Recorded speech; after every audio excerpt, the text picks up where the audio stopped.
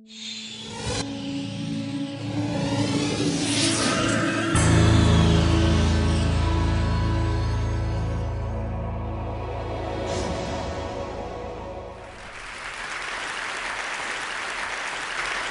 have had the distinct blessing in my life to have worked on a bunch of amazing projects, but the coolest project I ever worked on was around this guy. This guy's name is Tempt.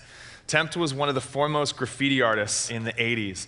And he came home from a run one day and said, "Dad, my legs are tingling." And that was the onset of ALS. So Tempt is now completely paralyzed. He only has use of his eyes. I was exposed to him and my company. I have a company that does design and animation, so obviously graffiti is definitely an intricate part of what we admire and respect in the art world. And so we decided that we were going to sponsor Tony and Tempt and his cause. So I went and met with his brother and father and said, "You know, we're going to give you this money. What are you going to do with it?" And his brother said, "I just want to be able to talk to Tony again. I just want to be able to communicate with him and him to be able to communicate with me." And I said, "Well, wait a second, isn't that," I mean, I've seen Stephen Hawking. Don't all paralyzed people have that ability to communicate via these devices?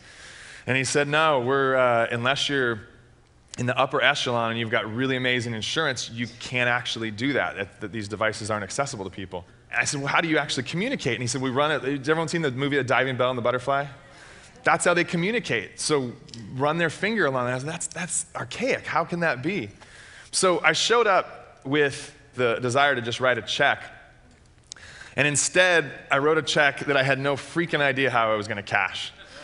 I committed to his brother and his father right then and there. I'm like, "All right, here's the deal. Tony's going to speak. We're going to get him a machine.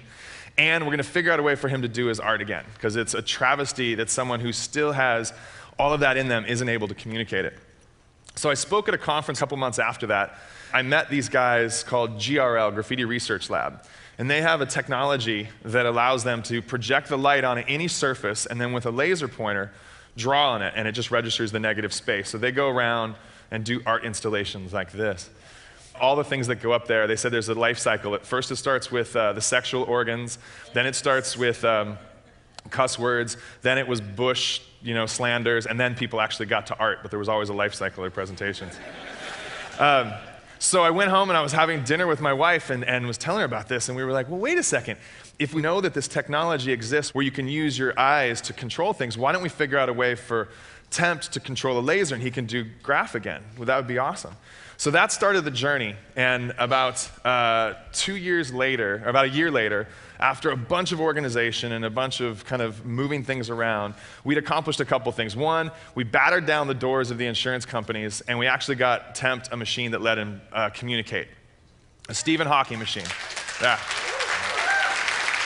Which was awesome. And he is seriously one of the funny, I call him Yoda, because you talk to the guy, you get an email from him, and you're like, I'm not worthy. This guy is so amazing. The other thing we did is we flew 7 programmers from all over the world, literally every corner of the world, into our house. My wife and kids and I moved to our back garage, and these hackers and programmers and conspiracy theorists and anarchists took over our house. A lot of our friends thought we were absolutely stupid to do that, and that we were going to, come back and all the pictures on the wall would be removed and graph on the walls. But for over 2 weeks, we programmed, we went to the Venice boardwalk. My kids got involved. My dog got involved. And we created this. This is called the EyeWriter. And you can see the description. This is a cheap pair of sunglasses that we bought at the Venice Beach boardwalk. Some copper wire and some stuff from Home Depot and Radio Shack. We took a PS3 camera, hacked it open, mounted it to an LED light, and now there's a device that is free. You build this yourself. We publish the code for free. You download the software for free. And now we've created a device that has absolutely no limitation. There's no insurance company that can say no. There's no hospital that can say no. Anybody who's paralyzed now has access to actually draw or communicate using only their eyes.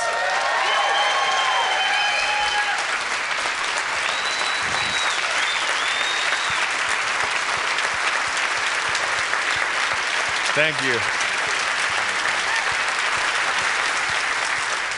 Thank you guys very much. That was awesome. So at the end of the 2 weeks, we went back to Tempt's room. So I love this picture because this is someone else's room and that's his room. So there's all this hustle and bustle going on for the big unveiling. And after over a year of planning, 2 weeks of programming and Carb Fest and all-night sessions, Tony drew again for the first time in 7 years. And this is an amazing picture because this is his life support system, and he's looking over his life support system. We kicked his bed so that he could see out, and we set up a projector on a wall out in the parking lot outside of his hospital, and he drew again for the first time in front of his family and friends, and it's just like, you can only imagine what like the feeling in the parking lot was. The funny thing is we had to break into the parking lot too, so we totally felt like we were legit in the whole graph scene too. So at the end of this, he sent us an email, and this is what the email said. That was the first time I've drawn anything for 7 years. I feel like I'd been held underwater, and someone finally reached down and pulled my head up so I could breathe. Isn't that awesome? So that's kind of our battle cry. That's what keeps us going and keeps us developing. And we've got such a long way to go with this. This is an amazing device, but it's the equivalent of an Etch-a-Sketch, and someone who has that kind of artistic potential deserves so much more. So we're in the process of trying to figure out how to make it better, faster, stronger. Since that time, we've had all kinds of acknowledgement. We've won a bunch of awards. Remember, it's free. None of us are making any money on this thing. It's all coming out of our own pockets. So the awards were like, oh, this is fantastic. Armstrong Twittered about us. And then in December, Time Magazine honored us as one of the top 50 inventions of 2010, which is really cool. The coolest thing about this, and this is what's kind of completing the whole circle, is that in April of this year, at the Geffen MoCA in downtown Los Angeles, there's going to be an exhibition called Art of the Streets. And Art of the Streets is going to have pretty much the badasses of the street art scene. Banksy, Shepard Fairey, Cause, all of these guys will be there. Temp's going to be in the show, which is pretty awesome. So basically this is my point. If you see something that's not possible, make it possible. Everything in this room wasn't possible. This stage, this computer, this mic, the EyeWriter, it wasn't possible at one point. Make it possible. Everyone in this room, I'm not a programmer, never done anything with ocular recognition technology, but I just recognized something and associated myself with amazing people so that we could make something happen. And this is the question I want everyone to ask yourself every single day when you come up with something that you feel that needs to be done. If not now, then when? And if not me, then who? Thank you, guys.